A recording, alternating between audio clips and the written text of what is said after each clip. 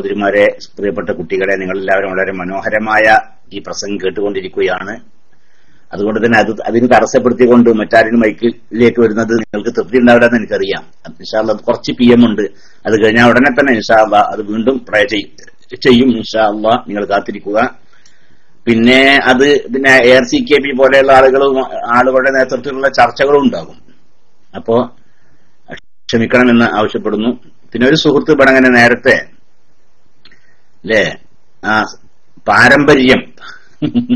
പാരമ്പര്യത്തെ കുറിച്ച് പറയുമ്പോ എത്ര മനോഹരമായ രീതിയിലാണ് ഇപ്പൊ അതിലെ ബഹുമാനപ്പെട്ട മുസ്തഫ സർഫി കക്കുപ്പടി പാരമ്പര്യമാണ് തെളിയിച്ചത്. ബഹുമാനപ്പെട്ട ശംസുൽ ഉലമ മുതൽ നബി സല്ലല്ലാഹു അലൈഹി വസല്ലം തങ്ങൾ വരെ ഉള്ള ഉസ്താദുമാർ ആരൊക്കെയെന്നുള്ളത് കാര്യം കൃത്യമായിട്ട് പാരമ്പര്യം അത് സിൽസില മുറിയാതെ. അതേസമയത്ത് മറ്റുള്ളവരുടെയൊക്കെ സിൽസില മുറിഞ്ഞിരിക്കണേ,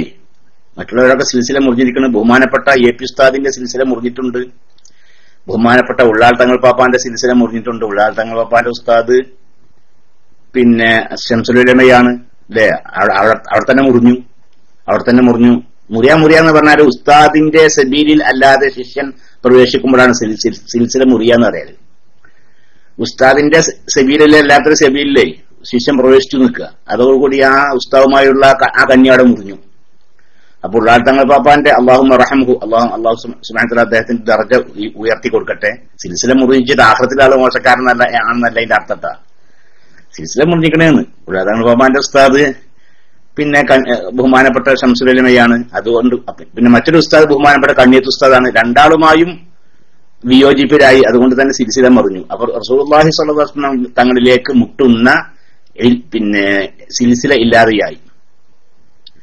പിന്നെ ചിലര് ഇവിടെ ചോദിച്ചു, ബഹുമാനപ്പെട്ട ചെറുശ്ശേരി ഉസ്താദിന്റെ സിൽസില, ചെറുശ്ശേരി ഉസ്താദിന്റെ കെട്ട ഒട്ടുപണിയുടെ കുട്ടികളെ, ചെറുശ്ശേരി ഉസ്താദിന്റെ ഉസ്താദാണ് ബഹുമാനപ്പെട്ട ഉസ്താദിലെ, ഉസ്താദിന്റെ ഉസ്താദാണ് ബഹുമാനപ്പെട്ട ശംസുലമന്റെ ഉസ്താദാണ് ആര്, കണ്ണിയത്ത് ഉസ്താദ് തന്നെ. അപ്പോ ബഹുമാനപ്പെട്ട ചെറുശ്ശേരി ഉസ്താദിന്റെ സിൽസില തന്നെ റസൂലുള്ളാഹിലേക്ക് എത്തുന്നതാണ്. എത്രത്തോളം വിനീതനായി എന്റെ സിൽസിലയും എനിക്ക് വല്ലാത്തൊരു അഭിമാനം തോന്നുന്നില്ലേ, എന്റെ സിൽസില പോലും റസൂലുള്ളാഹിലേക്ക് എത്തുന്നതാണ്. എന്റെ പ്രധാനപ്പെട്ട ഉസ്താദ് എന്റെ പ്രിയപ്പെട്ട പിതാവ് തന്നെയാണ്. എന്റെ പിതാവിന്റെ ഉസ്താദ് കണ്ണിയത്ത് ഉസ്താദിന്റെ ഉസ്താദ് നേരത്തെ പറഞ്ഞ കൂട്ടരൊക്കെ തന്നെ. എത്ര എളുപ്പമാണില്ലേ, എത്ര മനോഹരം. അൽഹംദുലില്ലാഹ്, അള്ളാഹുവിനെ അങ്ങേറ്റം സ്തുതിക്കുന്നു. അള്ളാഹു റബ്ബുൽ ഇസ്സത്ത് ഉസ്താദുമാരുടെ ആ സബീലിൽ നമ്മളെ ഉറപ്പിച്ചു നിർത്തട്ടെ. അതിനുള്ളൊരു വ്യതിയാനം ഉണ്ടാവുന്നിട്ട് അള്ളാഹു റബ്ബുൽ ഇസ്സത്ത് കാത്തുരക്ഷിക്കട്ടെ. ആമീൻ. സല്ലല്ലാഹു അലൈഹി വസല്ലം മുഹമ്മദ്. അപ്പോ കസേര നിസ്കാരത്തെ പറ്റി ഒന്ന് വിശദീകരിക്കാമോ? അങ്ങനെ വിഷയം പോലെ കസേര നിസ്കാരം അത് വല്ലാത്തൊരു ഒരു വിഷയം തന്നെയാണ്. കസേര നിസ്കാരം എല്ലാ പള്ളികളിലും ഉണ്ട്. പോയി കസേര അല്ലെ, പള്ളികളുണ്ട്. വന്നിട്ട് ആൾക്കാർ ശരിക്കും നടന്നു വരും, പള്ളിക്ക് ശരിക്കും നടന്നു വരും. എന്നിട്ടാണ് ഇങ്ങോട്ട് സുന്നത്ത് നിസ്കരിക്കുക. സുന്നത്ത് നിന്ന് നിസ്കരിക്കാൻ സാധിക്കുന്നവന് ഇരുന്ന് നിസ്കരിക്കാം. പക്ഷെ നിന്ന് നിസ്കരിക്കുന്നതിന്റെ പകുതി കൂലിയെ ഇരുന്ന് നിസ്കരിച്ചാൽ കിട്ടുള്ളൂ. ഇരുന്ന് നിസ്കരിക്കുന്നതിന്റെ പകുതി കൂലിയെ കടന്ന് നിസ്കരിച്ചാൽ കിട്ടുള്ളൂ. സുന്നത്ത് നിസ്കാരം നിൽക്കാൻ കഴിവുള്ളതിനോട് കൂടി തന്നെ ഇരുന്നും കിടന്നും ഒക്കെ നിസ്കരിക്കാം. പക്ഷേ നിന്ന് നിസ്കരിക്കുന്നതിന്റെ പകുതിയാണ് ഇരുന്ന് നിസ്കരിച്ചാൽ കിട്ടുക, ഇരുന്ന് നിസ്കരിച്ച പകുതിയാണ് കടന്ന് നിസ്കരിച്ചാൽ കിട്ടുക. അത്രേ ഉള്ളൂ. അതേസമയത്ത് ഫർള് നിസ്കാരം അല്ലല്ലോ. ഫർള് നിസ്കാരം ഖിയാമുൽ ഖാദിർ നിർബന്ധമാണല്ലോ അല്ലേ. നിന്ന് നിസ്കരിക്കാൻ കഴിവുള്ള നിൽക്കുക തന്നെ വേണം, നിർബന്ധമാണ്. നിന്ന് നിസ്കരിക്കാൻ സാധിക്കുന്നവൻ ഇരുന്നാൽ നിസ്കാരം സഹിയാവുകയില്ല. ഫർള് നിസ്കാരം അതാണ് ഈ പറഞ്ഞ ആളുകൾ നടന്നിങ്ങനെ വരുന്നതാണ്. എന്നിട്ട് കസേരയിൽ ഇരുന്നിട്ട് നിസ്കരിക്കും. അപ്പൊ ആ നിസ്കാരം സഹിയാവുകയില്ല. ഏത് സുന്നത്തല്ല, ഫർള് സഹിയാവുകയില്ല. പിന്നെ ആ നിൽക്കേണ്ടുന്ന സമയമുണ്ടല്ലോ, ആ നിൽക്കേണ്ടുന്ന സമയത്ത് നിൽക്കുക. പിന്നെ അയാൾക്ക് റുക്കൂഅ് ചെയ്യാനും സുജൂദ് ചെയ്യാനും സാധിക്കൂല നിൽക്കുക, വളയാൻ സാധിക്കൂല. അതേസമയത്ത് കസേരയിൽ ഇരുന്നാൽ വളയാൻ സാധിക്കും നിൽക്കുക. എന്നാൽ കസേരയിൽ ഇരിക്കാം. എന്തിനു വേണ്ടി? റുക്കൂഇന് വേണ്ടിയോ സുജൂദിന് വേണ്ടിയോ. പിന്നെ തഹിയ്യാത്തിന് ആൾക്ക് ഇരിക്കാൻ സാധിക്കൂല. പിന്നെ അങ്ങനൊക്കെ പറ്റും. അപ്പൊ സുജൂദ് ചെയ്യണമെങ്കിൽ എന്ത് വേണം? ഏറ്റവും കുനിയാൻ സാധിക്കുക അവന് ഇരുന്നിട്ടാണെങ്കിൽ, കസേര ഇരുന്നിട്ടാണെങ്കിൽ അങ്ങനെ ചെയ്യാൻ പറ്റും. അതല്ലാതെ നിൽക്കേണ്ടുന്ന സമയത്ത് പിന്നെ കസേരയിൽ ഇരുന്നാൽ നിസ്കരിച്ചു നിൽക്കുക, എന്നാലത് ഫർള് നിസ്കാരത്തിൽ സഹിയാവുകയില്ല. ഇനി ജമാഅത്തായി നിസ്കരിക്കാൻ കസേരയിൽ ഇരിക്കാൻ പറ്റുന്ന ആളാണ് നിൽക്കുക, അങ്ങനെ ഉണ്ടാവുമല്ലോ. നിൽക്കാൻ സാധിക്കാത്ത ആളാണ്, കസേരയിൽ ഇരുന്ന് നിസ്കരിച്ചാൽ നിസ്കാരം സഹിയാകുന്ന ആളാ നിൽക്കുക. എന്നാൽ അയാൾ കസേര എവിടെ ഇടേണ്ടത്, സഫിൽ എവിടെ ഇടേണ്ടതെന്ന് അത് മൊത്തത്തിലൊരു നിയമമുണ്ട്. നിന്ന് നിസ്കരിക്കുന്നവൻ സഫ് ശരിയാക്കേണ്ടത് മടമ്പുകാലം ഒപ്പിച്ചിട്ടാണ്. സഫിലെ എല്ലാവരുടെയും മടമ്പ് ഒപ്പിച്ചിട്ടാണ് നിൽക്കേണ്ടത്. എന്നാൽ ഇരുന്ന് നിസ്കരിക്കുമ്പോൾ ചന്തി ഒപ്പിച്ചിട്ടാണ് ഇരിക്കേണ്ടത്. ഒരാൾ നിന്നിട്ടാണ്, ഒരാൾ ഇരുന്നിട്ടാണ്. അപ്പൊ നിന്ന് നിസ്കരിക്കുന്ന ആളുടെ മടമ്പിനോട് ഒപ്പിച്ചിട്ടായിരിക്കും ഇയാളെ ചന്തിന്റെ പിൻഭാഗണ്ടല്ലോ. ചന്തി എന്നൊക്കെ പറഞ്ഞാൽ മോശണ്ട, അതില്ലല്ലോ അല്ലെ. എനിക്കതിനേക്കാളും പിന്നെ ഈ വേറെ ഭാഷ എനിക്കറിയില്ല ആ വിഷയത്തിൽ. ഇനിയിപ്പോ ആളുകളോട് പറയാൻ പറ്റുന്ന ഇതില്ല, അത് അത്ര മോശമൊന്നുമില്ലല്ലോ അല്ലേ, ഇല്ല. അപ്പൊ അങ്ങനെയാണ്. നമുക്ക് ഇതറിയില്ല, വിദ്യാഭ്യാസം ഇല്ലാത്തതുകൊണ്ടുള്ള ഗുണം എന്ന് പറഞ്ഞാൽ എന്തൊക്കെ, എവിടെയും എന്തും പറയാം. അതാണ് ഇപ്പോൾ ഗുണമുള്ളത്. കാരണം അതൊരു വിദ്യാഭ്യാസം ഇല്ലാത്ത ആളാണെന്ന് പറഞ്ഞിട്ട് ആൾക്കാരെ തന്നെ തട്ടിക്കളഞ്ഞോളും. നേരെ മറിച്ച് വിദ്യാഭ്യാസമുള്ള ഒരാള് ഒരു പൊട്ടപ്പോറ്റം പറഞ്ഞാലേ അത് ഒരു മോശ. അപ്പോ തന്നെ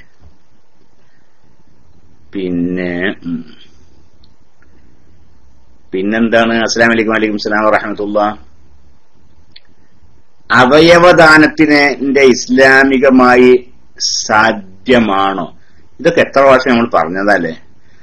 ആയിക്കോട്ടെ, അവയവദാനം ഇസ്ലാമികമായി സാധ്യമല്ല. ഞങ്ങളെപ്പോഴും പറയാറുണ്ട്, ഒരു സാധനം വിൽക്കണമെങ്കിൽ അയാൾക്ക് ഉടമസ്ഥാവകാശം വേണം. അതിൽ ദാനം ചെയ്യണമെങ്കിലും വസിയത്ത് ചെയ്യണമെങ്കിലും വഖഫ് ചെയ്യണമെങ്കിലും എന്ത് വേണം? ഉടമസ്ഥാവകാശം വേണം. എന്റെ ഉടമസ്ഥതയിലുള്ളതേ എനിക്ക് വിൽക്കാൻ പറ്റൂ, എന്റെ ഉടമസ്ഥതയുള്ളത് എനിക്ക് ദാനം ചെയ്യാൻ പറ്റൂ, എന്റെ ഉടമസ്ഥതയുള്ളത് എനിക്ക് വസിയത്ത് ചെയ്യാൻ പറ്റൂ, എന്റെ ഉടമസ്ഥതയുള്ളത് എനിക്ക് വഖഫ് ചെയ്യാൻ പറ്റൂ. അപ്പൊ ഇത്തരം അവയവങ്ങൾ ഒരാൾക്ക് അയാളുടെ സ്വന്തം ശരീരത്തിൽ ഉടമസ്ഥാവകാശം ഇല്ല. അതുകൊണ്ട് തന്നെ ശരീരത്തിന്റെ ഏതെങ്കിലും ഭാഗം വിൽക്കുവാനോ അല്ലെങ്കിൽ ദാനം ചെയ്യുവാനോ അല്ലെങ്കിൽ വഖഫ് ചെയ്യുവാനോ അല്ലെങ്കിൽ വസിയത്ത് ചെയ്യാനോ ഒന്നും പറ്റുകയില്ല. പിന്നെ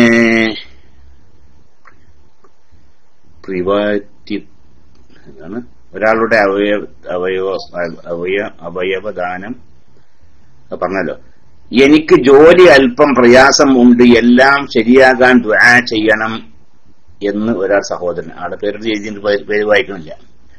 അല്ലാഹു റബ്ബുൽ ഇസ്സത്ത് അവന്റെ മഹലായ ഫദ്ല് കൊണ്ടും റസൂലുള്ളാഹി സ്വല്ലല്ലാഹു അലൈഹി വസല്ലം തങ്ങളുടെയും മറ്റെല്ലാ നബിമാരുടെയും ബഹുമാനപ്പെട്ട സഹാബത്തിന്റെയും ഔലിയാക്കളുടെയൊക്കെ ഹഖ് ജാഹ് ബർക്കത്ത് കൊണ്ട് നിങ്ങൾക്ക് ആ ജോലി സംബന്ധമായ ഉള്ള പ്രയാസങ്ങളൊക്കെ നീക്കിത്തരികയും നല്ല ജോലിയും അതിൽ ഖൈറും ബർക്കത്തും ഒക്കെ പ്രദാനം ചെയ്യുകയും ചെയ്യട്ടെ. ആമീൻ. സല്ലല്ലാഹു അലൈഹി വസല്ലം മുഹമ്മദ്. ഇപ്പോൾ തുർക്കിയിൽ പഠിക്കുന്നു, ഒരു ചെറിയ ബുദ്ധിമുട്ടുണ്ട്, പ്രത്യേകം ദുആ ചെയ്യണം, രോഗമാണ്. അല്ലാഹു റബ്ബുൽ ഇസ്സത്ത് അവന്റെ മഹലായ ഫദ്ലുകൊണ്ടും റസൂലുള്ളാഹി സ്വല്ലല്ലാഹു അലൈഹി വസല്ലം തങ്ങളുടെയും മറ്റ് അള്ളാഹുവിന് ഇഷ്ടപ്പെട്ട അവന്റെ അടിയാറുകളുടെയും ഹഖ് ജാഹ് ബർക്കത്ത് കൊണ്ട് നിങ്ങളുടെ പ്രശ്നങ്ങളൊക്കെ തീർത്തു തരട്ടെ. രോഗമൊക്കെ അള്ളാഹു നിങ്ങൾക്ക് പൂർണ്ണ ശിഫ പ്രദാനം ചെയ്യട്ടെ. സിഹത്തും ആഫിയത്തും അള്ളാഹുവിന്റെ ത്വാഅത്തിലായിക്കൊണ്ട് ദീർഘായുസ്സും പ്രദാനം ചെയ്യട്ടെ. ആമീൻ. സല്ലല്ലാഹു അലൈഹി വസല്ലം മുഹമ്മദ്. അസ്സലാമു അലൈക്കും. വലൈക്കും സലാം വറഹ്മത്തുള്ളാഹി. ഉസ്താദെ, കുഴൽ കിണറിന് വീണ്ടും സ്ഥാനം നോക്കിയിരിക്കുന്നു, വെള്ളം കിട്ടാൻ ദുആ ചെയ്യുക. കഴിഞ്ഞ ആഴ്ച ഒന്ന് കിളച്ചു, 545 അടി വെള്ളം കണ്ടില്ല. പടച്ചോനത്തൊന്നും വായിക്കാൻ തന്നെ വയ്യ അല്ലേ. 545 അടി പിന്നെ കുഴിച്ചിട്ട് വെള്ളം കണ്ടില്ല. ഇപ്പൊ വേറെ എന്താ നമ്മൾ ചെയ്യുക? പടച്ചോനോട് ദുആ ചെയ്യാൻ, നല്ല സ്വാലിഹീങ്ങളായ മനുഷ്യന്മാരോടൊക്കെ ദുആ ചെയ്യാൻ വേണ്ടി ആവശ്യപ്പെടുക. ഒരുപാട് കാര്യങ്ങൾ ചെയ്യണം. പിന്നെ വെള്ളം അതിന്റെ സ്ഥാനം ഉണ്ടല്ലോ, ഈ ശാസ്ത്രീയമായി വെള്ളം കണ്ടുപിടിക്കാനുള്ള മാർഗങ്ങൾ പരിശോധിക്കേണ്ടതുണ്ട്. അല്ലാതെ വേറെ ആരെങ്കിലും ഒന്നല്ല. ഏത് ആശാരിമാരെ കൊണ്ട് ആശാരിമാർക്ക് കൊയ്പ്പറിയോ ഇങ്ങോട്ട് വെള്ളം ഉണ്ടാവുന്നു? അതല്ല. പിന്നെ ഇതുണ്ട്, ശാസ്ത്രീയമായി പറഞ്ഞാല് പ്രത്യേകമായ ലക്ഷണങ്ങൾ അല്ലേ. ചില കാന്തം പിടിച്ചു നോക്കുക, അതുപോലെ തന്നെ ഇരുമ്പ്, അങ്ങനത്തെ ഓരോ ഇതൊക്കെ ഉണ്ട് അതിന്റെ അങ്ങനെ ലക്ഷണങ്ങൾ. ആ ലക്ഷണങ്ങൾ നോക്കിയാൽ അത് അങ്ങനത്തെ എഞ്ചിനീയർമാരും മറ്റൊക്കെ ഉണ്ടാവും. അതെ, അങ്ങനെ അപ്പൊ ശാസ്ത്രീയമായി വെള്ളം കിട്ടുന്ന ഭാഗം ഏത് എന്ന് ശരിക്കും കണ്ടുപിടിക്കുക, അതിന്റെ വിദഗ്ധരായ ആളുകളെ സമീപിക്കുക. പിന്നെ പടച്ചവനോട് നല്ല ദുആ ചെയ്യുക, സ്വാലിഹീങ്ങളായ മനുഷ്യന്മാരോട് ദുആ ചെയ്യാൻ വേണ്ടി ആവശ്യപ്പെടുക. ഏതായാലും അല്ലാഹു സുബ്ഹാനഹു വ തആല നിങ്ങൾക്ക് ആവശ്യമായ വെള്ളം നിങ്ങളിപ്പോൾ കുഴിക്കുന്ന ഈ ആ കിണറ്റിൽ, ആ കുഴൽക്കിണറിൽ തരട്ടെ.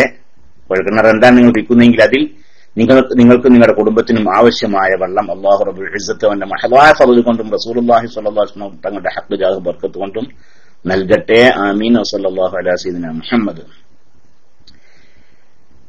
ഈജിപ്തിലെ ഒരു പണ്ഡിതൻ ജിന്നിനോട് സംസാരിച്ചു എന്ന് പറഞ്ഞത് ശരിയാണോ?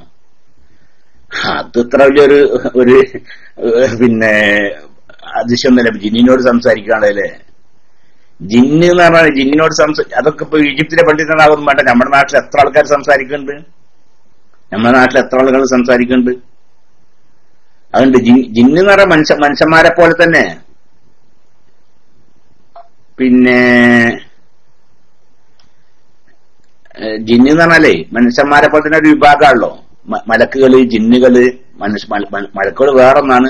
അള്ളാഹു പ്രകാശത്താൽ സൃഷ്ടിച്ച ഒരു വിഭാഗമാണ് മലക്കുകള്. അവരെന്ത് ചെയ്യും? അള്ളാഹുവിനെ എതിരി കാണിക്കൂല, ദോഷം ചെയ്യൂല, അള്ളാഹുവിന് വഴിപ്പെടുക മാത്രമേ അവർക്ക് സാധിക്കൂ. അതാ.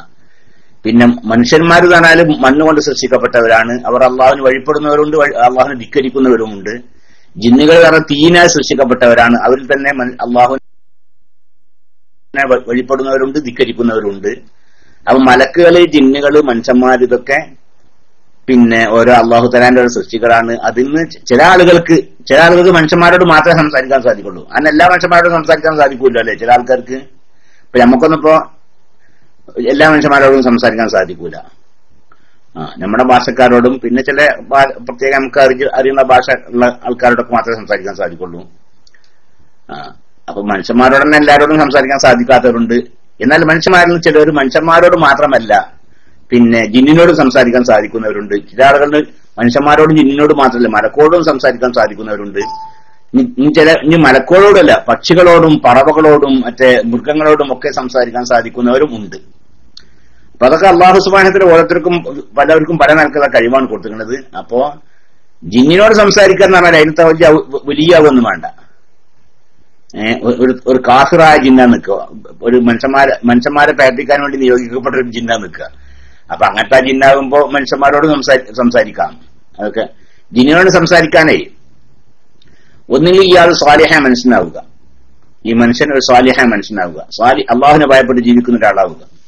അള്ളാഹുവിനെ ഭയപ്പെട്ട് ജീവിക്കുന്ന ആളുകൾക്ക് ജിന്നുകളിൽപ്പെട്ട സ്വാലിഹ്യങ്ങളായ ആളുകൾ അവരുടെ ഹാദിമ്യങ്ങളാകും. അപ്പൊ അങ്ങനെ എന്ത് ചെയ്യാം? ആ ജിന്നിന്റെ സഹായം ലഭിക്കും, ആ ജിന്നിനോട് സംസാരിക്കാം ഒക്കെ അങ്ങനെ. അല്ലെങ്കിൽ ജിന്ന് ആൾ തെമ്മാടിയ ജിന്നാണ്, അപ്പൊ അവരെ തൃപ്തിപ്പെടുത്തുന്ന കാര്യങ്ങൾ ചെയ്യുക. അങ്ങനല്ലോ ഷെയ്ത്താനാണ്. ആ ഷെയ്ത്താനെ തൃപ്തിപ്പെടുത്തുന്ന കാര്യം ചെയ്യുമ്പോൾ അള്ളാഹുവിനോട് ദേഷ്യമായിത്തീരും. അള്ളാഹുവിന് ഏറ്റവും ദേഷ്യമുള്ള കാര്യം ചെയ്യുകയാണെങ്കിൽ ഷെയ്ത്താൻ ഏറ്റവും തൃപ്തിയായിരിക്കും. അപ്പൊ ആ ഷെയ്ത്താന്റെ ഭാഗത്തുനിന്ന് എല്ലാ സഹായങ്ങളും ഉണ്ടാവും. അപ്പൊ ഷെയ്ത്താൻ സംസാരിക്കുകയോ ചെയ്യാം. അള്ളാഹു സുബ്ഹാനഹു വ തആല കാത്തുരക്ഷിക്കട്ടെ. പക്ഷെ അവന്റെ വാസസ്ഥലം പിന്നീട് നരകമായിരിക്കുന്നു. അതാണുള്ളത്. അപ്പൊ അത് ഈജിപ്തിലെ പണ്ഡിതനാകൊന്നും വേണ്ടാന്ന്. അതിപ്പോ ഇവിടെ നമ്മുടെ കേരളത്തിലത്തെ ആളുകൾക്ക് തന്നെ പണ്ഡിതനാവും വേണ്ട, നാടൻ മനുഷ്യന്മാർക്ക് തന്നെ സാധിക്കുന്ന വിഷയമാണ് എന്ന്. പിന്നെ അസ്സലാമു അലൈക്കും. വലൈക്കും അസ്സലാം വറഹ്മത്തുള്ളാഹി. ഉസ്താദെ, ഉമ്മാക്ക് സുഖം ഇല്ല, ശിഫയാകാൻ ക്ലാസ് റൂമിൽ ദുആ ചെയ്യണം. അല്ലാഹു സുബ്ഹാനഹു വ തആല ഉമ്മാക്ക് പൂർണ്ണ ശിഫ പ്രദാനം ചെയ്യട്ടെ. റസൂലുള്ളാഹി സ്വല്ലല്ലാഹു അലൈഹി വസല്ലം തങ്ങളുടെ ഹഖ് ജാഹ് ബർക്കത്തും ഉമ്മാക്ക് ശിഫയും അള്ളാഹുവിന്റെ ത്വാഅത്തിലായിക്കൊണ്ട് സിഹത്തോടു കൂടെ ദീർഘായുസ്സ് പ്രദാനം ചെയ്യുകയും ചെയ്യട്ടെ. ആമീൻ. പിന്നെ നല്ല ജിന്നിനെ കണ്ടാൽ പറയാൻ പറ്റുമോ? നിങ്ങൾക്കറിയില്ല. പറയാൻ പറ്റായൊന്നുമില്ല. ജിന്നിനെ കണ്ടാൽ നിങ്ങൾ ആരോടും പറയുന്നു ഞാൻ ജിന്ന് പറഞ്ഞു നിൽക്കുക, ഞാൻ എന്നെ കണ്ടത് ആരോടും പറയണ്ടെന്ന്. അപ്പൊ ഇവൻ പറഞ്ഞു. അപ്പൊ ആ ജിന്നിന്റെ ഭാഗത്ത് ശല്യം ഉണ്ടാവും, അല്ലാതെ വേറെ പ്രശ്നമൊന്നുമില്ല. ജിന്നിനെ കണ്ടാൽ പറയാൻ പാടില്ല അങ്ങനത്തെ ഒരു ഹുക്കുമൊന്നും ഇല്ല. പക്ഷെ ചില ജിന്നുകൾ ഉണ്ടാവും ഇങ്ങനല്ലേ, സ്വാലിഹ്യങ്ങൾ. ആ ജിന്നാവട്ടെ ഏത് ജിന്നാവട്ടെ, ആ ജിന്നിന്റെ സഹായമൊക്കെ ഇവന് കിട്ടുന്നുണ്ട്. ആ ജിന്ന് പറഞ്ഞു ഇന്നെ കണ്ടത് ആരോടും പറയരുത് എന്ന്. അങ്ങനെ ഇവരാണെങ്കിലോ അത് മറച്ചു വെക്കാൻ സാധിക്കും. ഞാൻ നടന്ന് പറയും ചെയ്ത്. അപ്പൊ ആ ജിന്നിന്റെ ഭാഗത്തുനിന്ന് ജിന്നിന് സഹായിക്കുന്ന രീതിയിലുള്ള ശല്യങ്ങളൊക്കെ അതുണ്ടാവും. പിന്നെ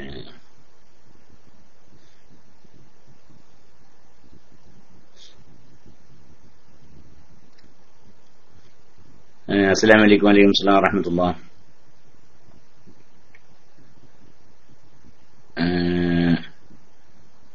ളുഹാ നിസ്കാരം ചെറുതായിട്ട് വിശദീകരിക്കുമോ? ളുഹാ നിസ്കാരം ചെറുതായിട്ട് വിശദീകരിക്കുക എന്ന് പറഞ്ഞാൽ ളുഹാ നിസ്കാരം ഏറ്റവും ചുരുങ്ങിയ 2 റക്അത്താണ്, അധികരിച്ചാൽ 8 റക്അത്താണ്. ഒരു അദ്നൽ കമാലുണ്ട്, ഏറ്റവും കുറവല്ല എന്നാൽ ഏറ്റവും കൂടുതലല്ല, ഒരു മിതമായത് എന്നറിയില്ല, അത് 4 റക്അത്താണ്. അപ്പൊ 2 റക്അത്തോ 4 റക്അത്തോ 6 റക്അത്തോ 8 റക്അത്തോ നിസ്കരിക്കാം. ഏറ്റവും അധികരിച്ചാൽ 8ആണ്, ഏറ്റവും ചുരുങ്ങിയ 2ആണ്. സാധിക്കുന്ന ആളുകളൊക്കെ 4 റക്അത്തെങ്കിലും നിസ്കരിക്കുക. അല്ലാഹു തആല തൗഫീഖ് പ്രദാനം ചെയ്യട്ടെ. സൂര്യൻ ഉദിച്ച് ഒരു 20 മിനിറ്റ് കഴിഞ്ഞ ശേഷം, സൂര്യൻ ഉദിച്ചിട്ട് 7 മുഴം ഉയർന്ന ശേഷം എന്നാണ് അതിന് കണക്ക്. പക്ഷെ അതിന് നമ്മൾ ആ 7 മുഴം അതിന്റെ അപ്പൊ ഇന്ന് സമയം കണക്കാക്കിയിട്ട് 20 മിനിറ്റ് ആണ്. അപ്പൊ സൂര്യൻ ഉദിച്ച് 20 മിനിറ്റ് കഴിഞ്ഞ ശേഷം അതിന്റെ സമയം തുടങ്ങും. ഉച്ച വരേക്കുമാണ് അതിന്റെ സമയം. ളുഹറിന്റെ അല്പം മുമ്പ്, ളുഹറായ പറ്റില്ല, ളുഹറിന്റെ അല്പം മുമ്പ് വരേക്കും അതിന്റെ സമയം ഉണ്ട്. ഏറ്റവും നല്ലത് റുബുഉൻ നഹാറിലാണ്. എന്നുവെച്ചാൽ സൂര്യൻ ഉദിച്ച് കുറച്ച് ഒരു 9-9:30 മണിയൊക്കെ ഉണ്ടല്ലോ, ഒരു 9-9:30-10 മണിയൊക്കെ, അത് റുബുഉൻ നഹാർ. പകലിനെ 4 ഓഹരി ചെയ്തിട്ട് അതിന്റെ ഒരു ഓരി ഉണ്ടല്ലോ, ആ സമയത്ത് ഒരു 9 മണി 9:30-10 ഈ സമയത്തൊക്കെ നിസ്കരിക്കാൻ ഏറ്റവും നല്ലത്. പക്ഷെ അതേ സമയത്ത് ഇപ്പൊ എന്നെ സംബന്ധിച്ചൊക്കെ ആണെങ്കിലല്ലേ, ഞാനൊക്കെ കെടുക്കണ്ട ഉറങ്ങണ്ടെന്ന് വിചാരിച്ച് കിടന്നാലും ഉറങ്ങിപ്പോകും. അപ്പൊ അങ്ങനത്തെ ആളുകൾക്കൊക്കെ നല്ല എന്താണ്, സുബഹി നിസ്കാരം കഴിഞ്ഞിട്ട് ദുഹാ നിസ്കരിച്ച ശേഷം പിന്നെ കെടുക്കുക, അതാണല്ലേ. ദുഹാ നിസ്കരിച്ച് കുറച്ച് ചെല്ലാനൊക്കെ ഉണ്ടാവില്ല, ചിലരൊക്കെ കഴിയുമ്പോഴേക്കും എന്താവും, സൂര്യ ഉദിച്ച് പിന്നെ ഒരു 10-20 മിനിറ്റും കൂടി അല്ല, അതുവരെയൊക്കെ എന്തെങ്കിലുമൊക്കെ ചില്ലിയിട്ട് ദുഹാ നിസ്കരിക്കുക, എന്നിട്ട് എന്ത് ചെയ്യുക, ഇങ്ങോട്ട് പോരും. എന്നാലും ദുഹാ നിസ്കാരം കഴിയും ചെയ്ത് ഒരു പൂർണ്ണമായ ഹജ്ജും ഉംറയും ചെയ്ത പ്രതിഫലവും ലഭിക്കുന്ന സുബഹി, അങ്ങനെ സഹീഹ ഹദീസുകളാണ്. ഒരാൾ സുബഹി നിസ്കാരത്തിൽ പങ്കെടുത്തു, സുബഹി ജമാഅത്തിൽ പങ്കെടുത്ത്, എന്നിട്ട് എന്ത് ചെയ്ത് അവിടെ തന്നെ ഇരുന്നു കൊണ്ട് അവൻ സൂര്യൻ ഉദിക്കുന്നത് വരേക്കും ദിക്റുകളിലും തസ്ബീഹുകളിലും തഹ്ലീലുകളിലും ഖുർആനോത്തിലൊക്കെ ആയിട്ട് അവൻ മുഴുകി. പിന്നീട് എന്ത് ചെയ്തു, ദുഹാ നിസ്കാരം കഴിഞ്ഞ ശേഷം അവൻ പുറപ്പെട്ടു. എന്നാൽ പൂർണ്ണമായ ഒരു ഹജ്ജും ഉംറയും ചെയ്ത പ്രതിഫലം അവന് ലഭിക്കും. അപ്പൊ എല്ലാ ദിവസവും അങ്ങനെ ചെയ്യാനില്ല, എല്ലാ ദിവസവും ചെയ്ത കൂലി കിട്ടും. അല്ലാഹു സുബ്ഹാനഹു വ തആല തൗഫീഖ് പ്രദാനം ചെയ്യട്ടെ. പിന്നെ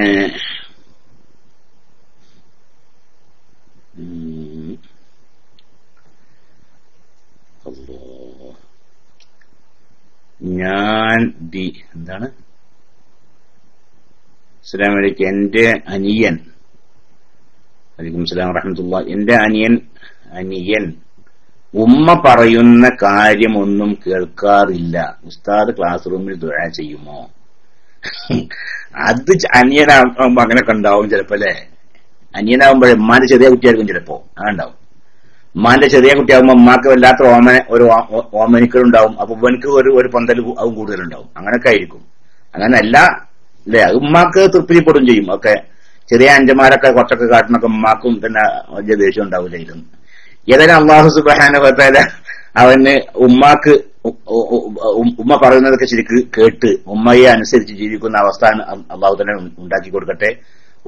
ഉമ്മയെ തൃപ്തിപ്പെടുത്തുന്ന രീതിയിൽ ജീവിക്കാതെ തൗഫീഖ് അവന് അല്ലാഹു പ്രദാനം ചെയ്യട്ടെ. ആമീൻ. സല്ലല്ലാഹു അലൈഹി സയ്യിദിനാ മുഹമ്മദ്. അങ്ങനെ ഹംബലി തഖ്ലീദ് എന്നാണ് പറയുന്നത് ബാക്കിയാണ്. അങ്ങനെ ഹംബലി മദ്ഹബ് അങ്ങനെയും തഖ്ലീദ് ചെയ്യാൻ പറ്റുമെന്ന് എന്താണ് ആ ചോദ്യപ്രവം? എന്താ നമ്മൾ പറഞ്ഞത് നേരത്തെ ഞാൻ പറഞ്ഞപ്പോ ഹംബലി മദ്ഹബ് എന്താ പറഞ്ഞത്? ജുമാന്റെ മുമ്പായിട്ടില്ലേ, ലുഹറിന്റെ മുമ്പ് തന്നെ ഖുതുബയും പിന്നെ ജുമാൻസ്കാരൊക്കെ ദുഹാ സമയം മുതലേക്ക് തന്നെ ഹംബലി മദ്ഹബ് പ്രകാരം പിന്നെ ജുമാന്റെ സമയം കടക്കുന്ന ജുമാൻ സഹീഹാകും. ദുഹാ നിസ്കാരം മുതൽ ദുഹാന്റെ സമയം മുതൽ അസർ വരേക്കും പിന്നെ നിർവഹിക്കാം ഏത് ജുമഅന. അപ്പൊ സാധാരണ സൗദി അറേബ്യയിലും മറ്റൊക്കെ ഉള്ള ചില സ്ഥലങ്ങളിലൊക്കെ ലുഹറിന്റെ സമയത്തിന് മുമ്പ് തന്നെ ഖുതുബ തുടങ്ങും. അപ്പൊ നമ്മുടെ അങ്ങനത്തെ പള്ളിയിൽ ചെന്നിട്ടുണ്ടെങ്കിൽ എന്തുവാണ്, നമ്മൾ ആ മദ്ഹബ് തഖ്ലീദ് ചെയ്യണം. ഹംബലി മദ്ഹബ് അങ്ങനെ ചെയ്യാൻ പറ്റുമെന്നാണ്, അതുകൊണ്ട് വിരോധമില്ല. ഏത് മദ്ഹബും സ്വീകരിക്കാം, ഏത് മദ്ഹബും സ്വീകരിക്കാം. പക്ഷെ അവിടെ നമ്മൾ ശ്രദ്ധിക്കേണ്ടുന്ന ഒരു വിഷയം ആ മദ്ഹബ് അനുസരിച്ച് നമ്മുടെ അമൽ സഹീഹാവണം. ഉദാഹരണം ഹംബലി മദ്ഹബിൽ സഹീഹാവാത്ത രീതിയിലാണ് അവന്റെ ഒളു, എന്നിട്ട് പിന്നെ ഹംബലി മദ്ഹബിൻ പ്രകാരം അവൻ ജുമാ നിസ്കരിക്കണം, അങ്ങനെ പറ്റൂല. അപ്പൊ അതത്ര പ്രയാസമുള്ള ഒരു വിഷയമല്ല. നമ്മൾ എപ്പോഴും ഒളു ചെയ്യുമ്പോ നമ്മുടെ മദ്ഹബിലെ എല്ലാ സുന്നത്തും എടുത്തിട്ട് ഒന്നും ചെയ്താൽ മതി. ഉദാഹരണം പറയുകയാണെങ്കിൽ ചില മദ്ഹബിൽ ഏത് മദ്ഹബ് ഹംബലി മദ്ഹബ് തന്നെയാണെന്ന് എനിക്ക് സംശയമുണ്ട്. ദൽകുൽ അഅ്ളാ വാജിബാണ്. അവയവങ്ങൾ തേച്ചരച്ച് കഴുകുക ഉണ്ടല്ലോ. നമ്മുടെ മദ്ഹബിൽ ഇപ്പൊ സുന്നത്തല്ല, നമ്മൾ വെള്ളം അങ്ങനെ വെറുതെ ഒലിപ്പിച്ചാലും മതി, എന്നാലും ഒന്നും സഹിയാകും. എന്നാൽ ഹംബലി മദ്ഹബിലാണെന്ന് തോന്നുന്നു പിന്നെന്തുണ്ട്, ദൽകുൽ അവയവം തേച്ചരച്ച് കഴുകണം. തേച്ചെടുക്കാറല്ല ഇങ്ങനെ ചവിട്ടിപ്പെട്ടൊക്കെ തേച്ചെടുക്കാനുള്ളതല്ല, മറ്റേ കൈ ഈ അവയവത്തിന് മേലെ നടത്തും വേണമെന്നർത്ഥം. വെറും വെള്ളം ഒലിപ്പിച്ചാൽ മാത്രം പോരാ. നമ്മുടെ മദ്ഹബ് അനുസരിച്ച് സുന്നത്താണല്ലേ, മുഖം കഴുകുമ്പോ വെറും നമ്മൾ ചെയ്യാറുണ്ടല്ലോ, മുഖം കഴുകുമ്പോൾ എന്ത് ചെയ്യും, നമ്മുടെ രണ്ട് കൈ കൊണ്ടും മുഖം ഒന്ന് ആ മുഖത്തിന്റെ മേൽ കൈ നടത്തും. അതുപോലെ കൈ കഴുകുമ്പോൾ ആ കൈയിന്റെ മേൽ പിന്നെ മറ്റേ കൈ നടത്തും. അതുപോലെ കാല് കഴുകുമ്പോൾ വെറും കാലുമോ വെള്ളം പാരല് മാത്രമല്ലാതെ എന്ത് ചെയ്യുക, കൈകൊണ്ട് ആ കാലം തേച്ച് കഴുകുകയും ചെയ്യുക. ഇത് ചില മദ്ഹബിൽ നിർബന്ധമാണ്, എന്നാൽ നമ്മുടെ മദ്ഹബിൽ സുന്നത്താണ്. അപ്പൊ നമ്മൾ ആ സുന്നത്ത് എടുത്തിട്ട് നമ്മൾ എന്ത് ചെയ്യുക, ഒന്നുണ്ടാക്കുമ്പോൾ ആ സുന്നത്ത് നമ്മൾ പരിഗണിക്കുക. ഹംബലി മദ്ഹബ് പ്രകാരം തല മുഴുവൻ തടയൽ നിർബന്ധമാണ്. തല മുഴുവൻ തടയൽ നിർബന്ധമാണ്. ചെവി തടയലും നിർബന്ധമാണ് ഹംബലി മദ്ഹബ് അനുസരിച്ച്. നമ്മുടെ മദ്ഹബിൽ തല മുഴുവൻ തടയൽ നിർബന്ധമല്ല, സുന്നത്താണ്. ചെവി തടയൽ സുന്നത്താണ്, നിർബന്ധമല്ല. അപ്പൊ നമ്മൾ എന്ത് ചെയ്ത് തല തടവുമ്പോ തല മുഴുവൻ തടവി, ചെവി തടവി അല്ലേ. അപ്പൊ നമ്മുടെ മദ്ഹബിലെ എല്ലാ സുന്നത്തും എടുത്തുകൊണ്ട് ഒരാൾ ഒളു ചെയ്യുകയാണെങ്കിൽ 4 മദ്ഹബ് അനുസരിച്ച് അവന്റെ ഒളു സഹിയായിട്ടുണ്ട്. അപ്പൊ നമ്മളെല്ലാവരും എപ്പോഴും ശ്രദ്ധിക്കേണ്ട ഒരു വിഷയമാണ്. തല മുഴുവൻ തടവുക, ശരീരം തേച്ചടക്കുക, പോലത്തെ കാര്യങ്ങളൊക്കെ ചെയ്തുകൊണ്ട് ഒളു ചെയ്യുക. അപ്പൊ നമുക്കിനി ഒരു സ്ഥലത്ത് എത്തിയാലേ അവിടെ അപ്പൊ ഹനഫി ആവേണ്ടി വരികയാണെങ്കിൽ ഹനഫി ആവാം, ഹംബലി ആണെങ്കിൽ ഹംബലി ആവാം, മാലിക്കാണെങ്കിൽ മാലിക്കൊക്കെ ആവാലോ. അപ്പൊ അങ്ങനെ ആവാം. അസ്സലാമു അലൈക്കും. വലൈക്കും അസ്സലാം വറഹ്മത്തുള്ളാഹി. ഉസ്താദെ, 6 മാസമായ കുട്ടിക്ക് അഖീഖത്ത് അറുക്കുമ്പോൾ മുടി കളയൽ സുന്നത്തുണ്ടോ? അതൊന്നുമില്ല. മുടി പ്രസവിച്ചതിന്റെ 7ാമത്തെ ദിവസമോ 14ന്റെ അന്നോ 21ന്റെ അന്നോ അങ്ങനെയൊക്കെ ഏതെങ്കിലും സൗകര്യമുള്ള ദിവസം, പിന്നെ ഏറ്റവും നല്ലത് 7ന്റെ അന്നാണ് മുടി കളയൽ സുന്നത്താണ്. പക്ഷെ അന്ന് എന്ത് ചെയ്ത് അഖീഖത്ത് അറുക്കുന്നില്ല നിൽക്കുക, മറ്റൊരു ദിവസമാണ് അഖീഖത്ത് അറുക്കുന്നത്. എന്നാൽ അന്ന് വേറെ മുടി കളയൽ അങ്ങനൊന്നുമില്ല. ആ പ്രസവിച്ചതിന് ശേഷമുള്ള മുടി ആദ്യം കളഞ്ഞു, പിന്നീടാണ് അഖീഖത്ത് അറുക്കുന്നു എങ്കിൽ പിന്നീട് അഖീഖത്ത് അറുക്കുന്ന അന്നൊന്ന് വേറെ മുടി കളയുക, അങ്ങനൊന്നും സുന്നത്ത് ഇല്ല എന്നാണ് എന്റെ അറിവ്. അസ്സലാമു അലൈക്കും. വലൈക്കും അസ്സലാം വറഹ്മത്തുള്ളാഹി. ഇവിടെ സൗദിയിലെ റിയാദിലും മക്കയിലും ഖുതുബയിലും മറ്റു ഹദീസ് ക്ലാസിൽ ഇമാമുമാർ തൈമിയ്യക്കും വഹാബിക്കും റഹ്മത്തുള്ളാഹി പറയുന്നത് ഞാൻ കേട്ടിട്ടുണ്ട്. അവരെ തുടർന്ന് നിസ്കരിക്കാമോ? അതൊക്കെ നിസ്കരിക്കാം. റഹിമഹുല്ലാ എന്ന് പറയാനല്ലേ അതിന്റെ അർത്ഥം. എന്താണ് അല്ലെ, ഒരു മുസ്ലിമായ മനുഷ്യൻ മരിച്ചിട്ട് അയാൾക്ക് അയാൾ അള്ളാഹുവിന്റെ കാരുണ്യം ആളുടെ മേലുണ്ടായിരിക്കണം ദുആ ചെയ്തൂടെ? ഒരു വിരോധമില്ലല്ലോ. മരിച്ചവരെ കുറിച്ച് പറയുമ്പോ സാധാരണ ഒരു സ്വഭാവമാണ് അള്ളാഹു റഹമു എന്ന് പറയാം അല്ലെ. അപ്പോ മുബ്തദീങ്ങളുടെ പേരിൽ ദുആ ചെയ്യുന്നതിനോട് വിരോധമൊന്നുമില്ല. പ്രത്യേകിച്ച് അവരെ പേര് ദുആ ചെയ്യേണ്ടതാണ് ശരിക്ക് അല്ലെ. കാരണം ആ ബിദ്അത്തൊക്കെ അള്ളാഹുവിനെ പുറത്തു കൊടുക്കാൻ വേണ്ടി, അവരുടെ ബിദ്അത്തൊക്കെ അള്ളാഹുവിനെ പുറത്തു കൊടുക്കാൻ വേണ്ടി. അപ്പൊ മുബ്തദീന്റെ മേൽ ദുആ ചെയ്യുന്നു എന്നുള്ളത് കൊണ്ട് അയാൾ തുറസ്കരിക്കാൻ പറ്റുകയില്ല എന്ന് പറയാൻ പാടില്ല. തുറസ്കരിക്കുക ചെയ്യാം. പക്ഷെ അതേ സമയത്ത് ഇയാളും മുബ്തദി ആണ് നിൽക്കുക. നിങ്ങൾ തുറസ്കരിക്കുന്ന നിങ്ങളുടെ ഇമാമും മുബ്തദി ആണ്, എന്നാൽ അയാളെ തുറസ്കരിക്കൽ കറാഹത്താണ്. മുബ്തദീന്റെ മേൽ ദുആ ചെയ്തു എന്നുള്ളത് കൊണ്ട് അയാൾ മുബ്തദി ആവൂല.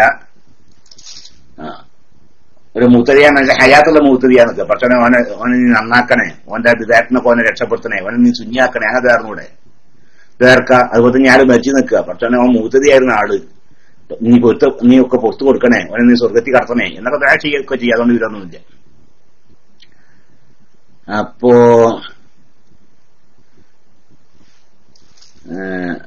അതേ സമയത്ത് നിങ്ങളുടെ ഇമാമ് മുബ്തദി ആണ് എന്ന് നിങ്ങൾക്ക് അറിവുണ്ട്, എന്നാൽ അയാളെ തുടരല് കറാഹത്താണ്. തുറന്നാൽ സംസ്കാരം സഹീഹ് ആകുമെങ്കിൽ ജമാഅത്തിന്റെ കൂലി കിട്ടൂല. രണ്ടാമത്തെ ചോദ്യം, ഉംറ ഇഹ്റാമിൽ ഒരു പ്രാവശ്യം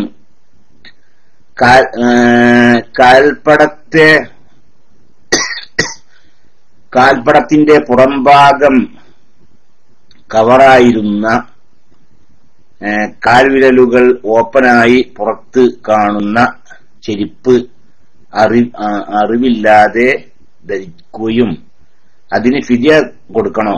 വേണ്ട. അറിവില്ലാതെ ഇഹ്റാം ചെയ്താൽ ഹറാമാകുന്ന കാര്യങ്ങൾ രണ്ടു തരാണ്. ഒന്ന് നശിപ്പിക്കുന്നത്, ഒന്ന് അനുഭവിക്കുന്നത്. ഇപ്പൊ മുടി നീക്കം ചെയ്യുക, നഖം മുറിക്കുക പോലത്തൊക്കെ എന്താണ്? നശിപ്പിക്കുന്നതാണ്. ഈ നശിപ്പിക്കുന്ന കാര്യം അറിഞ്ഞു ചെയ്താലും മറന്നു ചെയ്താലും അറിവില്ലാതെ ചെയ്താലും എങ്ങനെ ചെയ്താലും അതിന് ഫിദിയ കൊടുക്കുന്ന നിർബന്ധമാണ്. നേരെ മറിച്ച് അനുഭവിക്കുന്ന കാര്യമുണ്ട്. എണ്ണ പൂശുക, അത്തറ് പൂശുക, അതുപോലെ തന്നെ ചുറ്റി തുന്നപ്പെട്ട വസ്ത്രം ധരിക്കുക പോലത്തെ കാര്യങ്ങൾ ഒരാൾ കരുതി കൂട്ടി ചെയ്തെങ്കിൽ അവൻ കുറ്റക്കാരനുമാണ്, ഫിദിയ കൊടുക്കും വേണം. നേരെ കരുതി കൂട്ടിയിട്ടല്ല, മറന്നുകൊണ്ട് ചെയ്താണ്, അല്ലെങ്കിൽ അറിവില്ലാതെ ചെയ്താണ്. എന്നാൽ കുറ്റവും ഇല്ല, ഫിദിയയും കൊടുക്കണ്ടാണ്. മനസ്സിലായിട്ടുണ്ടാവൂല അല്ലേ? പിന്നെ രക്തദാനത്തിന്റെ ഇസ്ലാമിക വശം പറയാമോ? രക്തദാനം നൽകാവുന്നതാണ്. അതുകൊണ്ട് വിരോധമില്ല. രക്തം വിൽക്കാൻ പാടില്ല, കാരണം നജസാണ്. അതിന് പുറമെ ഉടമസ്ഥാവകാശമില്ലാത്ത വിൽക്കാൻ പറ്റൂല്ലോ. അപ്പോ ദാനം ചെയ്യാറ് വെറുതെ കൊടുക്കുകയാണ്, സദഖ ചെയ്യാനുള്ള എനിക്കല്ല. ആ നിലക്ക് രക്തം കൊടുക്കുന്നവർ കൊണ്ട് വിരോധമില്ല. ഭാര്യ ഹോസ്പിറ്റലിലാണ്, കുറച്ചു സീരിയസ് ആണ്, സുഖപ്രസവത്തിന് വേണ്ടി ദുആ ചെയ്യണം. അല്ലാഹു സുബ്ഹാനഹു വ തആല അവരുടെ പ്രസവമൊക്കെ സുഖമാക്കി കൊടുക്കട്ടെ. വിഷമത്തിനും ബുദ്ധിമുട്ടൊന്നും കൂടാതെ പ്രസവിക്കാനുള്ള സാഹചര്യങ്ങളൊക്കെ അല്ലാഹു തആല ഒരുക്കി കൊടുക്കട്ടെ. ആമീൻ. അവരുടെ പ്രസവത്തിൽ അല്ലാഹു ദീനിനും കുടുംബത്തിനും ഉപകരിക്കുന്ന നല്ല സ്വാലിഹായ സന്താനത്തെ പ്രദാനം ചെയ്യട്ടെ. ആമീൻ. കടമുള്ള ഒരാൾക്ക് കുറച്ച് സ്വർണം ഉണ്ട്. സ്വർണത്തിന്റെ സക്കാത്ത് കൊടുക്കണോ അതോ കടം വീട്ടണോ? ദമാമിൽ ഫഹദ് മസ്ജിദ് എന്ന പേരിലുള്ള ഒരു മസ്ജിദിൽ ഖുത്ബയുടെ വിശദീകരണ പ്രസംഗം നടത്തുന്ന അബ്ദുള്ള ജബ്ബാർ മദീനി എന്ന വ്യക്തിയാണ് വഹാബി മൗലവി ആണെന്നാണ് തോന്നുന്നത്. അദ്ദേഹം ഇത്തരത്തിലുള്ള സംശയം ചോദിച്ച ഒരാൾക്ക് സക്കാത്ത് കൊടുക്കേണ്ടതില്ല, കടം വീട്ടുക എന്ന മറുപടിയാണ് നൽകിയത്. ഉസ്താദ് ബുദ്ധിമുട്ടില്ലെങ്കിൽ മാത്രം മറുപടി പ്രതീക്ഷിക്കുന്നു. ദുആ വസിയത്തോടെ. അസ്സലാമു അലൈക്കും. ബുദ്ധിമുട്ടൊന്നും ചെയ്യാ, അത് ആ മൗലവിക്ക് ആ കാര്യം മനസ്സിലായിട്ടുണ്ടാവില്ല. ചിലപ്പോ അങ്ങനെ ഉണ്ടാവില്ല. ചില ആളുകൾ അങ്ങനെ തെറ്റിദ്ധരിക്കും. അത് കടം ഉണ്ട് നിൽക്കുക, എന്നാ കടം വീട്ടല്ലേ വേണ്ട, സക്കാത്ത് കൊടുക്കണോ എന്ന് ചിലർ അങ്ങനല്ല. സക്കാത്ത് കൊടുക്കൽ നിർബന്ധമായ ഒരാളാണ് നിൽക്കുക. അയാൾക്ക് കടം ഉണ്ടെങ്കിലും അയാൾ സക്കാത്ത് കൊടുക്കണം. കാരണം സക്കാത്തിനൊരു കടാണത്. സക്കാത്ത് അയാളെ സ്വത്തല്ലാതെ വേറെ ഒരാളെ ഇതാണല്ലോ അല്ലേ? ഒരാളടുക്ക 1,00,000 റുപ്യ ഉണ്ട്. ആ 1,00,000 റുപ്യ അയാൾ ഒരു വർഷം സൂക്ഷിച്ചു വെച്ചു. എന്നാൽ 97,500 റുപ്യ അയാളുടെ ഉള്ളൂ. ബാക്കി 2,500 അയാളുടെ അല്ല. അത് സക്കാത്തിന്റെ അവകാശികളുടേതാണ്. പിന്നെ ആ പൈസക്ക് അയാൾ കടം വിട്ടില്ല. അത് നല്ലതല്ലേ?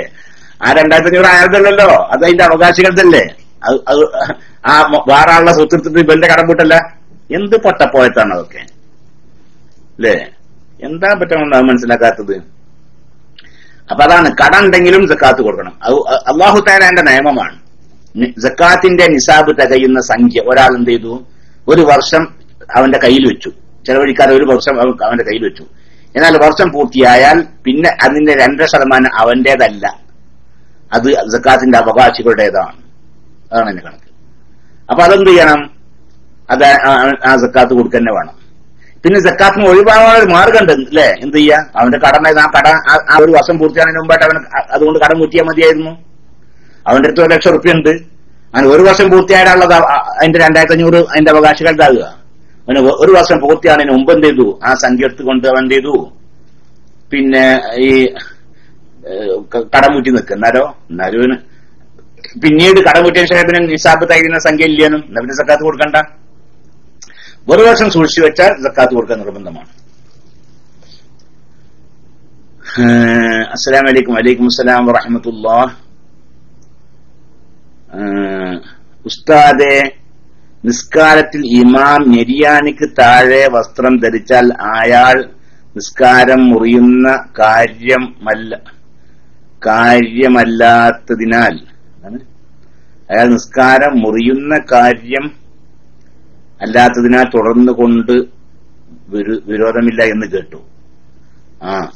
അത് നിസ്കാരം മുറിയുന്ന കാര്യം അതുകൊണ്ട് തുടർന്ന് വിരോധമില്ല തന്നെയാണ്. ശരി തന്നെയാണ്. സിംസാറിലെ ഹക്കുദവി പറയുന്നതാണ് ശരി. ഏത് ഞെരിയാണ്ടിക്ക് താഴെ വസ്ത്രം ധരിച്ചത് കൊണ്ട് നിസ്കാരം ബാത്തിലാവുന്നില്ല. അതുകൊണ്ട് അയാൾ തുടർന്ന് നിസ്കരിക്കുകയും ചെയ്യാം. അങ്ങനെ എങ്കിൽ 3-ൽ കൂടുതൽ തുടരെയുള്ള അനക്കം കൊണ്ട് ബാത്തിലാകുമല്ലോ. ഞാൻ സൗദിയിലാണ്, പല ഇമാമുകളും അങ്ങനെ ചെയ്യുന്നത് കാണാറുണ്ട്. പള്ളിയിൽ തുടർച്ചയായി 3 അനക്കം അനങ്ങിയ നിസ്കാരം ബാത്തിലാവും. അപ്പൊ നിസ്കാരം ആ ഇമാം അങ്ങനെ ചെയ്യണമെങ്കിൽ അയാളുടെ നിസ്കാരം ബാത്തിലായ നിസ്കാരമാണ്. ബാത്തിലായ നിസ്കാരത്തോട് തുറന്ന് നിസ്കരിക്കാനും പാടില്ല, നമസ്കാരം സഹിയാവുകയില്ല. പക്ഷെ നമ്മളതൊക്കെ നോക്കുകയും ചെയ്യരുത്. കാരണം തുടർച്ചയായ അനക്കണ്ടെങ്കിൽ നിസ്കാരം ബാത്തിലാവുള്ളേ. ഒരാൾ തുടർച്ചയായി 2 അനക്കം അനങ്ങി, എന്നിട്ട് ഒരു സെക്കൻഡ് നേരം എന്ത് ചെയ്തു, അനക്കം നിർത്തി. എന്നിട്ട് പിന്നെ വീണ്ടും 2 അനക്കം അനങ്ങി, നമസ്കാരം ബാത്തിലാവൂല. അയാൾ അങ്ങനെ ചെയ്തിക്കണെങ്കിലോ അത് ചിലപ്പോ നമുക്ക് പെട്ടെന്ന് മനസ്സിലാവൂല. ഒരാളെ 2 അനക്കം തുടർച്ചയായി അനങ്ങി, പിന്നെ ഒരു സെക്കൻഡ് ഒന്ന് നിർത്തിവെച്ചു, ആ അനക്കം ഒന്ന് നിർത്തിവെച്ച്, പിന്നെ വീണ്ടും 2 അനക്കം അനങ്ങി, എന്നിട്ട് ലേശം ഒന്ന് നിർത്തിവെച്ചു, വീണ്ടും 2 അനക്കം അനങ്ങി, നമസ്കാരം ബാത്തിലാവൂല. ഇടയിൽ നിർത്താതെ തുടർച്ചയായി 3 അനക്കം അനങ്ങി, എന്നാലേ നിസ്കാരം ബാത്തിലാവുള്ളൂ. അതുകൊണ്ട് അങ്ങനെ ഇമാമ് ചെയ്യണ്ടെങ്കിൽ അയാൾ ഇങ്ങനെ തുടർച്ചയായിട്ട് അനക്കം അനങ്ങിയിട്ടുണ്ടാവൂല. അയാള് 2 അനക്കം അനക്കിയിട്ട് നിർത്തിയിട്ടായിരിക്കും, പിന്നെ 3-ാമത്തെ അനക്കം എന്നിട്ടായിരിക്കും അനങ്ങിയിട്ട്. അങ്ങനെ മനസ്സിലാക്കിയാൽ മതി നമ്മള്. അതിന് പിന്നാലെ അങ്ങനെ വല്ലാതെ കൂടരുത്. അതേ സമയത്ത് നമുക്ക് ഉറപ്പായി നിൽക്കുക, അയാള് ആ ഇമാം എഴുതിയിരിക്കുന്നു തുടർച്ചയായി 3 അനക്കം അനങ്ങിയിരിക്കുന്നു എന്ന കാര്യം ഉറപ്പായി, എന്നാൽ ആ നിസ്കാരം ബാത്തിലാണ്, അയാളത്തോടെ നിസ്കരിക്കാനും പറ്റുകയില്ല.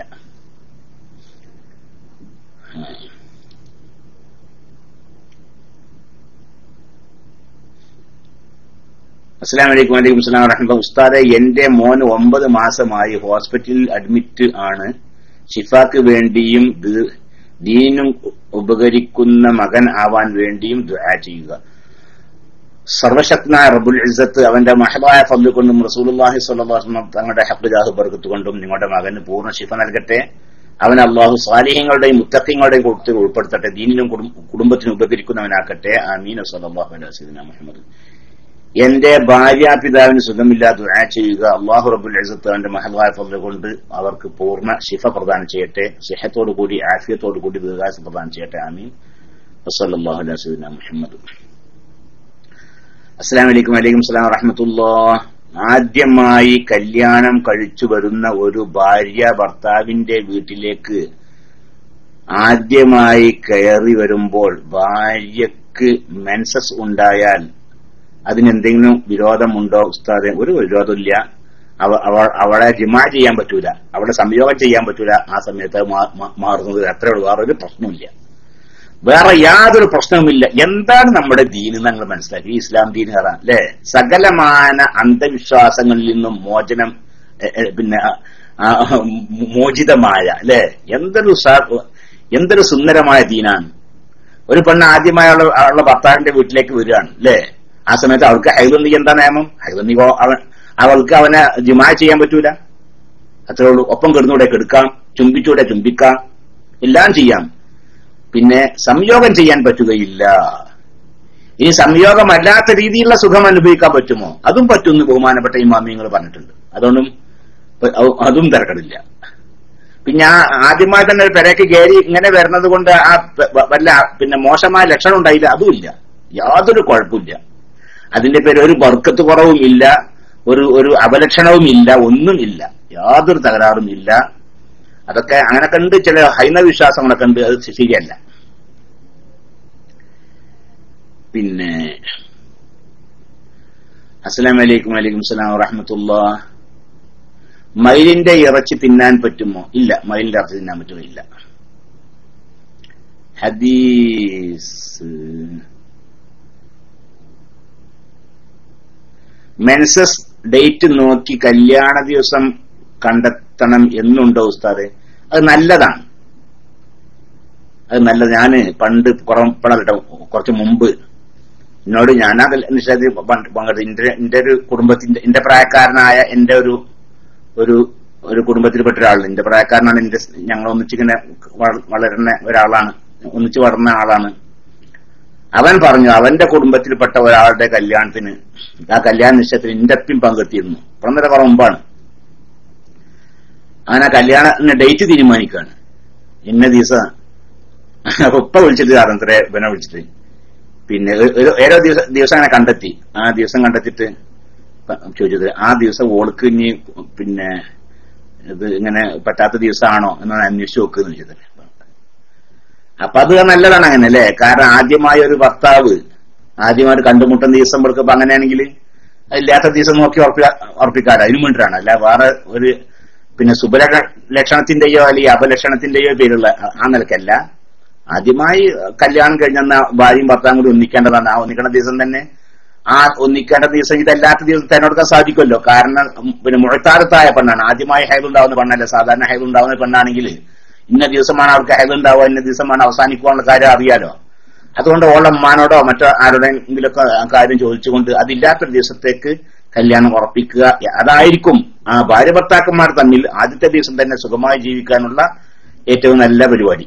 അപ്പൊ ആ നിലക്ക് പറ്റും, ആ നിലക്ക് ആണ് ശ്രദ്ധിക്കേണ്ടതാണ്. പിന്നെ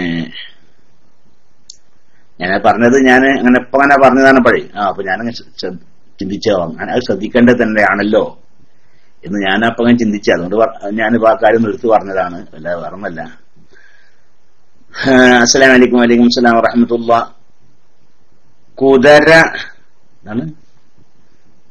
കുതിര തീബന്ധനം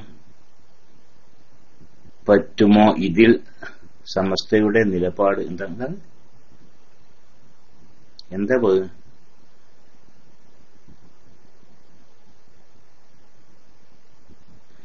എന്താ സാവധാനം എനിക്ക് മനസ്സിലായിട്ടില്ല. എന്താ പടച്ചറബ് എഴുതിക്കണത്?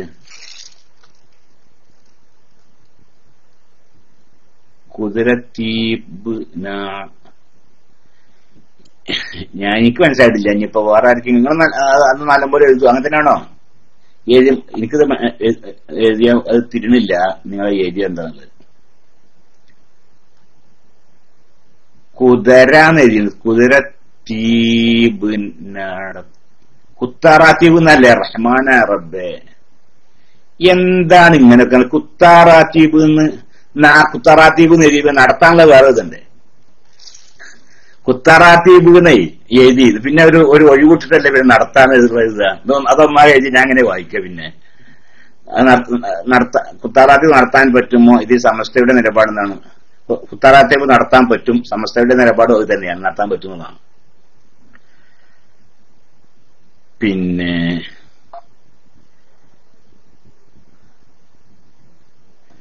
ഉംറക്ക് പോകാൻ കമ്പനിയിൽ നിന്ന് ലീവ് കിട്ടാൻ ദുആ ചെയ്യണം ഉസ്താദെ. Sorry bus. അല്ലാഹു സുബ്ഹാനഹു വ തആല നിങ്ങൾക്ക് ഉംറക്ക് പോകാനുള്ള സാഹചര്യമൊക്കെ എളുപ്പമാക്കി തരട്ടെ. അല്ലാഹു സുബ്ഹാനഹു വ തആല അതിന്റെ മാർഗങ്ങളൊക്കെ എളുപ്പമാക്കി തരട്ടെ. അല്ലാഹു ഉംറയും മറ്റു അമലുകളൊക്കെ ചെയ്യാൻ തൗഫീഖ് പ്രദാനം ചെയ്യട്ടെ. ചെയ്യുന്ന അമലുകളൊക്കെ അല്ലാഹു ഖബൂൽ ചെയ്യട്ടെ. ആമീൻ. സല്ലല്ലാഹു അലൈഹി വസല്ലം മുഹമ്മദ്. ഈ അടുത്ത ആകാശത്ത് കണ്ട ആ എന്താണ് തീഗോളത്തെ പറ്റി ഒന്ന് പറയാമോ? എനിക്കതിനെ കുറിച്ച് അറിയില്ല. തീഗോളം ഞാൻ ശാസ്ത്രജ്ഞനല്ലല്ലോ എനിക്കതിനെ കുറിച്ച് അറിയില്ല. ഞാൻ ആളുകൾ പറഞ്ഞു കേട്ടുന്നല്ലാതെ ഞാൻ പത്രത്തില് വായിച്ചിട്ട് പോലുമില്ല ആ വിഷയം. പത്രം വായിക്കാനിപ്പോ എളുപ്പം തന്നെയല്ലേ. എന്റെ മുമ്പിൽ തന്നെ ലാപ്ടോപ്പ് ഉണ്ട്, അതിലിപ്പോ സുപ്രഭാതവും അതുപോലെ സംഗതി പറയാൻ ഞാൻ പേപ്പർ വായിക്കാറില്ല. ഞാൻ പത്രം വായിക്കാറില്ല ഒരു അതിനോട് പ്രത്യേകമായ ഒരു കമ്പം തോന്നില്ല എന്ന്. പത്രത്തിൽ വായന കൊണ്ട് നല്ലത് തന്നെയാണല്ലേ, ലോക വിവരങ്ങളൊക്കെ അറിയല് നല്ലതാണ്, രാഷ്ട്രീയമായിട്ടൊക്കെ അറിയല്. അപ്പൊ അങ്ങനെ രാഷ്ട്രീയത്തിനോടും അങ്ങനെ ഒരു പ്രത്യേകമായ ഒരു ആഗ്രഹം തോന്നില്ല, അതുകൊണ്ട് ഞാൻ വായിക്കാറില്ല. അത്രേ ഉള്ളൂ, അല്ലാതെ പറ്റാത്തൊരു കാര്യമായതുകൊണ്ടല്ല. അപ്പൊ ഞാൻ ആ വിഷയം അറിഞ്ഞില്ല. ഉസ്താദെ, നമ്മുടെ സംഘടനയെ അനുകൂലിക്കുന്നവർ പോലും വെറുത്തത്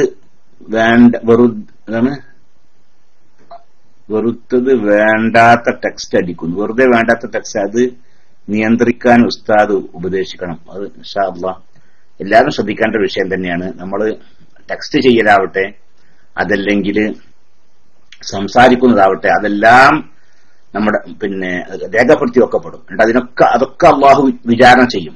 എന്നിട്ട് അതിനൊക്കെ മറുപടി പറഞ്ഞിട്ടല്ലാതെ മഹ്ശറിൽ നമുക്ക് രക്ഷപ്പെടാൻ സാധിക്കൂല. അതുകൊണ്ട് എല്ലാവരും ശ്രദ്ധിക്കേണ്ട വിഷയമാണ്. നമ്മൾ സംസാരിക്കുന്നത് മാത്രമല്ല, നമ്മൾ സംസാരിക്കുന്നതാവട്ടെ, നാം ടെക്സ്റ്റ് ചെയ്യുന്നതാവട്ടെ, എന്തെങ്കിലും കാര്യമില്ലാത്തത് വെറുതെ ഗീബത്ത് പറയൽ അങ്ങനെ കണ്ടല്ലോ അല്ലെ? ഗീബത്ത് പറയാന്ന് അത് അനുവദിക്കപ്പെട്ടിട്ടുണ്ട്, അനുവദിക്കപ്പെട്ട അവസരം ഉണ്ട് എന്ന് വിചാരിച്ചിട്ട് അത് ആ അനുവദിക്കപ്പെട്ട രീതിയിൽ തന്നെ ചെയ്യാൻ പറ്റുള്ളൂ. അല്ലാഹു സുബ്ഹാനഹു വ തആലാന്റെ ദീനിന് എതിരാണ് ഇന്ന വ്യക്തിയുടെ ചെയ്തി, അള്ളാഹുവിന്റെ ദീനിന് എതിരാണ്, അയാളാണെങ്കിൽ ജനങ്ങളിൽ സ്വാധീനമുള്ള ഒരു വ്യക്തിയാണ്. അപ്പൊ അയാളുടെ ആ ചെയ്തിയെ കുറിച്ച് ജനങ്ങളെ ബോധ്യപ്പെടുത്തി കൊടുക്കൽ നിർബന്ധമാണ് എന്നൊക്കെ തോന്നുന്ന സമയത്ത് മാത്രമാണ് എന്ത് ആ കാര്യം പറയാൻ പറ്റുള്ളൂ അല്ലെ? ഒരു ഹദീസ് റിപ്പോർട്ട് ചെയ്യുന്ന ആളാണ്, ഇപ്പൊ റസൂലുള്ളാഹി സ്വല്ലല്ലാഹു അലൈഹി വസല്ലം തങ്ങളെ കുറിച്ച് പറയുന്ന ഒരാളാണ് നിൽക്കുക. എന്നാൽ അയാളുടെ അടുക്കലുള്ള പിന്നെ തെറ്റുകുറ്റങ്ങളൊക്കെ ഉണ്ടല്ലോ, ആ തെറ്റുകുറ്റങ്ങളൊക്കെ അയാൾ വിശ്വസിക്കാൻ പറ്റുന്ന ആളാണോ അല്ല വിശ്വസിക്കാൻ പറ്റാത്ത ആളാണോ എന്ന കാര്യം മറ്റുള്ള ആളുകൾക്ക് മനസ്സിലാക്കി കൊടുക്കാൻ വേണ്ടി അയാളുടെ കുറ്റങ്ങളൊക്കെ പറയല്, അയാളുടെ ആ വിഷയം മാത്രമല്ല അയാളുടെ മറ്റു കുറ്റങ്ങളും ഒക്കെ പറയല് നിർബന്ധമാണെന്ന്. ഹദീസ് റിപ്പോർട്ട് ചെയ്യുന്ന ഒരാൾ കളവ് പറയുന്ന ആളാണ്, അപ്പോ അത് നമുക്ക് ബോധ്യപ്പെട്ടിട്ടുണ്ടെങ്കിൽ അയാൾ കളവ് പറയുന്ന ആളാണ്, ഇന്ന ദിവസം അയാൾ കളവ് പറഞ്ഞിട്ടുണ്ട്, അയാൾ ഇന്ന ദോഷം ചെയ്യുന്ന ആളാണ്, ഇന്ന ദിവസം ഇന്ന ദോഷം ചെയ്തിട്ടുണ്ട് എന്നൊക്കെ പിന്നെ അയാളെ കുറിച്ച് അറിയുന്ന ആളുകളൊക്കെ അത് പറയല് നിർബന്ധമാണ്. അതിന്റെ കാരണം എന്താണ്? എന്നാലേ ആളുകൾക്ക് അയാളെ ഹദീസ് പിന്നെ വിശ്വസിക്കാൻ പറ്റുമോ ഇല്ല എന്ന കാര്യങ്ങളൊക്കെ തീരുമാനിക്കാൻ പറ്റുള്ളൂ. അപ്പൊ അങ്ങനെയുള്ള സാഹചര്യങ്ങളിൽ അല്ലെ അയാളെ കുറിച്ച് ഈ ജനങ്ങളെ ബോധ്യപ്പെടുത്തിയിട്ടില്ല എങ്കിൽ ജനങ്ങൾ വഞ്ചിതരാകും എന്ന കാര്യം ബോധ്യമുണ്ട് എങ്കിൽ വളരെ മാന്യമായ രീതിയിൽ പറയാൻ പറ്റുന്ന രീതിയിലൊക്കെ പറയുക, എഴുതാൻ പറ്റുന്ന രീതിയിലൊക്കെ എഴുതുക എന്നല്ലാതെ നമ്മൾ എന്തെങ്കിലുമൊക്കെ ഇങ്ങനെ എഴുതുക, ടെക്സ്റ്റ് ചെയ്യുക, പറയുക, ആ കാര്യം വളരെ ശ്രദ്ധിക്കേണ്ടതാണ്. ഇതെല്ലാം രേഖപ്പെടുത്തി വെക്കപ്പെടും, അതൊക്കെ വിചാരണ ചെയ്യും, അതിനുശേഷമേ രക്ഷപ്പെടൂ എന്ന കാര്യം എല്ലാവരും ശ്രദ്ധിക്കേണ്ടതാണ്. ആ സഹോദരൻ പിന്നെ ഉണർത്തിയത് വളരെ നന്നായിട്ടുണ്ട്. അല്ലാഹു സുബ്ഹാനഹു വ തആല അവന്റെ ത്വാഅത്തിൽ ജീവിക്കാനുള്ള തൗഫീഖ് നമുക്ക് എല്ലാവർക്കും പ്രദാനം ചെയ്യട്ടെ.